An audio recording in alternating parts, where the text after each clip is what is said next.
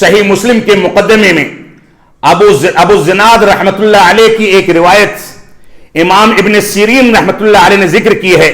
کہتے ہیں کہ ادرکت بالمدینہ مئۃ، میں نے مدینہ میں 100 علماء کرام کو پایا. مدینہ منورہ میں 100 علماء کرام مجھ کو ملے.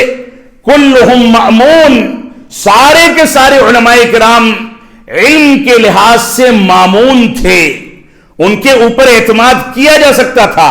ما یؤخذ عنہم الحدیث، لیکن ان سے حدیثیں لینے سے بڑے صحابہ کرام اور علماء کرام روکا کرتے تھے، منع کرتے تھے کہ ان سے علم حاصل نہ کرو. کیوں ایسا تھا؟ یقال لیس من اہلہ، کہا جاتا تھا یہ اس کے اہل نہیں کہ ان سے علم حاصل کیا جائے. آپ اس دور میں جا کر کے دیکھیں جس دور کی یہ بات کہی جا رہی ہے. اور یہی اتنا نہیں، اور کفایہ ایک کتاب ہے اس کے اندر امام بغدادی کی، اس میں صراحت کے ساتھ یہ بات بھی موجود ہے لا یؤخذ عنہم العلم، ان سے علم حاصل نہیں کیا جاتا تھا، کیونکہ ان کے بارے میں یہ کہا گیا کہ وہ اس کے اہل نہیں ہیں. پہلی روایت میں حدیث نہ لینے کی بات، دوسری روایت میں علم حاصل نہ کرنے کی بات، کیونکہ وہ اس کے اہل نہیں ہیں.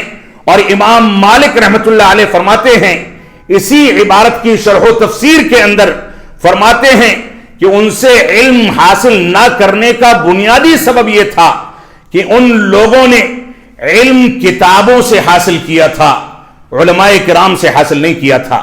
خود مطالعہ کر کے علم حاصل کر لیا تھا، علماء کرام کی شاگردی اختیار کر کے، بحث و مباحثہ کر کے، علماء کرام کی صحبت اختیار کر کے علم حاصل نہیں کیا تھا، بلکہ کتابوں سے علم کو رٹ لیا تھا اور لوگوں کے سامنے بیان کرتے تھے.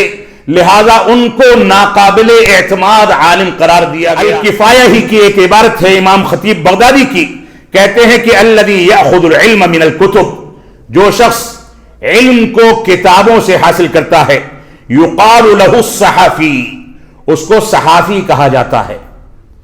جو کتابوں سے علم حاصل کرتا ہے اس کو صحافی کہا جاتا ہے. والذی یأخذ القرآن من المصحف، اور جو قرآن مجید کو مصحف سے حاصل کرتا ہے، یقال له مصحفی، اس کو مصحفی کہا جاتا ہے. اور ان لوگوں سے علم حاصل کرنا جائز نہیں، اس کو علم کے سلسلے میں کسی انداز کی ذمہ داری اٹھانے کا یا فتویٰ دینے کا کوئی حق حاصل نہیں.